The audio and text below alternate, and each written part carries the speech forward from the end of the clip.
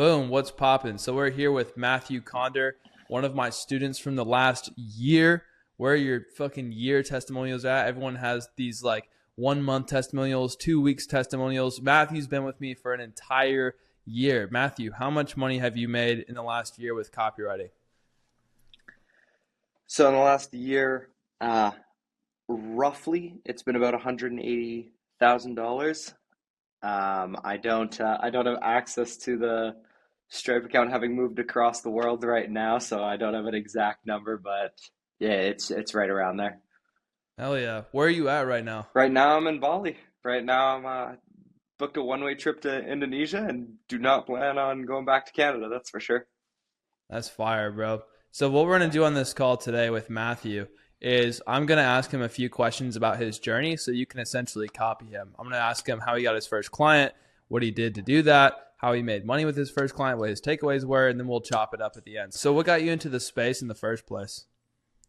Yeah. So when I left my kind of day job working at a restaurant, I picked up agency stuff. And when I realized that kind of cold calling and that stuff wasn't for me, I basically hopped on a bit of a different angle and really tried getting in with a client that I can make money with long term, that I actually have the potential to grow with, rather than just signing like a $2,000 retainer that I have to work with 200 clients to see any profit for. And then, yeah, that's kind of just how I broke in. And once I found something that worked, I just 10x the inputs on it, and here we are. And okay, so how'd you like how long did it take you to get your first copywriting client? After seeing kind of the method that you gave to me, it took less than a week. So it took me, I think it was 5 or 6 days to hop on a call and close them. So that was it. Okay, so it took you less than a few days to get on a call and close your first client, right? What do you think it was that actually got you to close that first client in the first like week? Like what was it about what you were doing? I think a lot of it was the mindset, really. I think I believed that I could do it, having seen such an overwhelming amount of success coming from people who I guess you were teaching so intimately, versus a generic $1,500 course sold by a 5 million subscriber guru. Um, it just felt a lot more real, and it felt like something that suited my skill set a little more. So I think it was just I went into it with a different mentality. I didn't mind if I was gonna sit at my desk for 48 hours straight to sign my first client, because I believed in it more. I believed in myself more from it. So what did you pitch that first client? Like what did you offer him as a service? Yeah, so I offered to build a paid community around his organic social media audience, and just said, hey, I'll run your entire backend, I'll run your marketing, that type of stuff, and we'll go 50-50 on profits. And that's just, yeah, that's how I started. Fire. And how did that? So let me just give some context for the audience. Basically, what Matthew did is Matthew isn't doing what normal copywriters do. Matthew is actually working with content creators, and what he's doing with these content creators is he's helping them monetize their audience because they have these big old audiences and nobody really knows how to monetize them. So what he did is he came in there, used some copywriting skills that he didn't really have at the time, right? To go monetize that creator's audience. And how did that first like launch go? Like what did you do after you signed the client? Yeah, so I basically was just figuring it out as I went, not gonna lie. I didn't really know much of what I was doing, but I was confident.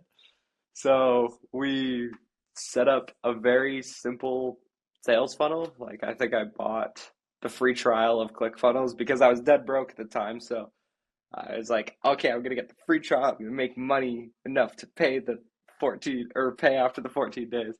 Set up a funnel there, and then drove some interest to it, and then was just DM closing people after that, but we had a very simple VSL, a very simple landing page for them to buy, which I didn't actually need because I was DM closing, but we had it.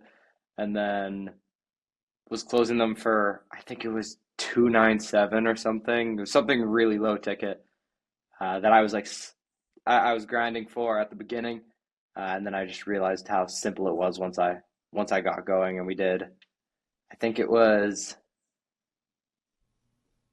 I think it was just under 10K in the 2 week launch that we did, which was crazy. I couldn't believe it. I remember getting the first 200 across the board.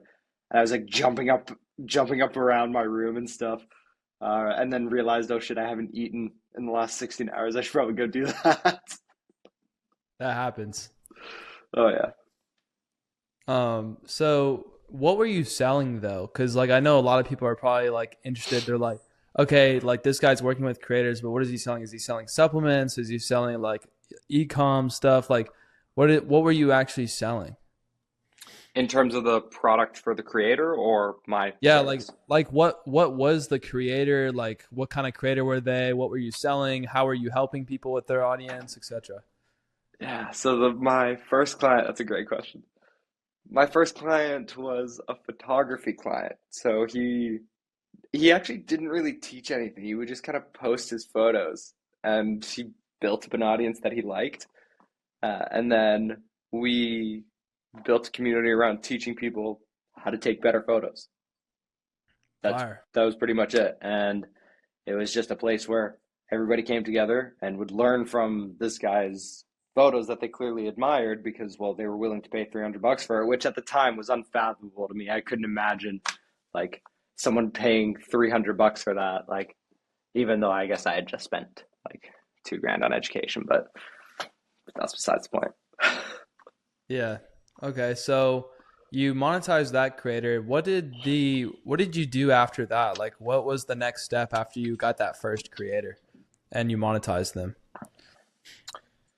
Yeah, so I started finding a couple of other creators that I think more suited my style while also trying to run up this creator. So actually after a couple of months, we switched to a bit of a different model, sold some high ticket, did pretty well with high ticket as well, kind of just reframed it, kind of sold basically the same thing, but reframed it to sell high ticket.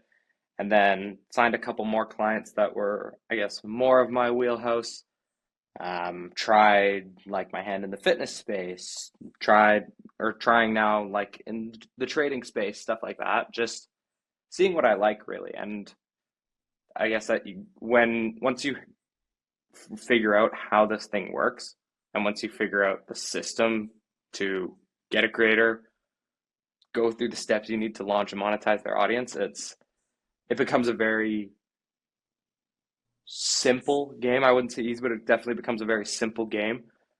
So now it's just trying my hand at whatever niche seems interesting, seeing what I like, and then once I find something, go all in. Dubs. So what would you say is like so that got you to your first 10K month was like basically in your first 2 weeks with the creator. What was that thing that got you to, 180K, 200K like over the last year? What was that next step? What was the big like takeaway that you had in your brain, the big shift that got you to making 100, 200 grand as a complete beginner with no experience?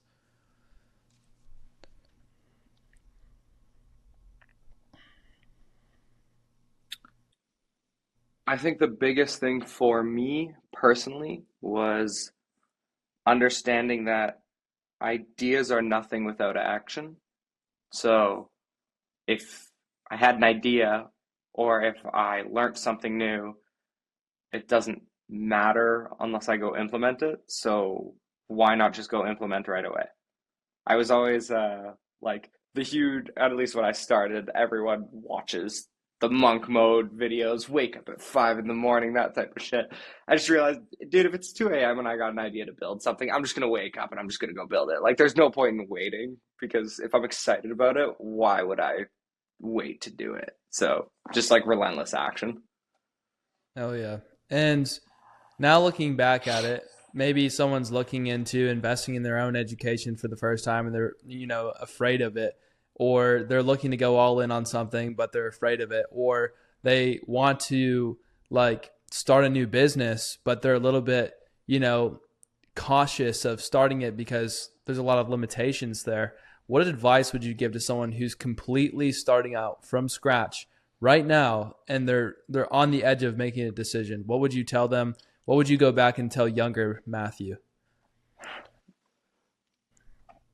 Well, I mean, what I would go back and tell younger Matthew is, dude, max out your credit card on education. But realistically, it's just pick a skill that seems interesting to you and spend money to learn it. Because I promise, like every single person that ever watches this video, like I can absolutely promise, if you spend money to learn a skill, whatever you have to spend, spend it because you will learn a fuck ton more. I don't know if I'm allowed to say that, but you will learn a boatload more. Um, because I know I did, and then I know that when you put yourself in a position where maybe your back is slightly up against the wall, you're forced to do everything you can to go be good at this. And especially if you've spent so much time dreaming about like the other side of the fence, like when's the right time? Spend the money, go learn the skill. And what would you say? Because I know we didn't dig like super far into like where your situation was at before you even got into business in the first place. I probably should have done a little bit of digging. What would you say was like the thing that actually like got you into this? Like, not to like retract back to the front of the conversation, but like trying to relate to everyone else watching this video because they have something motivating them, you know, like because no one wants to work at a kitchen, no one wants to have a job, no one wants to, you know, go to school. Like what was the thing that got you in that might be the trigger for them to finally like jump in and go all in? What was your decision point? Like what was the story? Like what was the moment where you were like you were on the edge and you were like I'm ready to go all in. I hate this. Let's do it.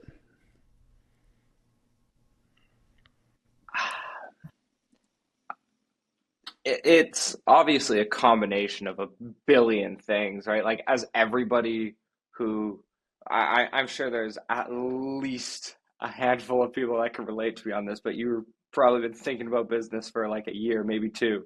Probably set a goal at some point. I'm gonna make $1 million. Like rather than a New Year's resolution, you're like, I'm gonna make $1 million in this in a year, whatever it is. Like that optimistic like point of view that you have. But for me, it was just knowing that if I were to stay with the job, my next 30 years are laid out for me. I know exactly what they're going to look like. I know exactly when I'm going to have the 80-hour weeks. I know exactly when I'm going to have the 40-hour weeks. I know exactly when I'm going to get my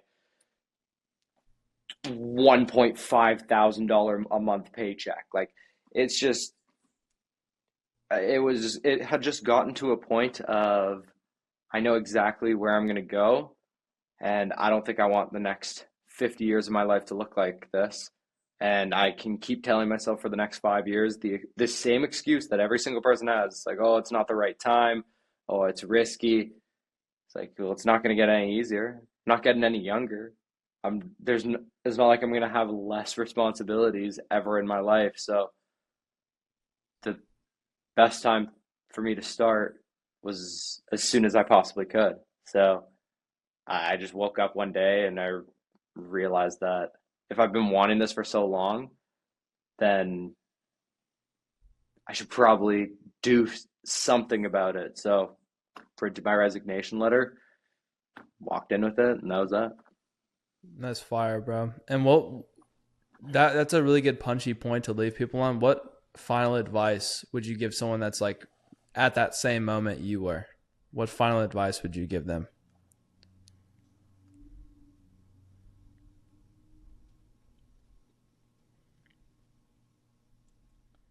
Stop thinking about the things that can go wrong because it's inconsequential to the amount that can go right.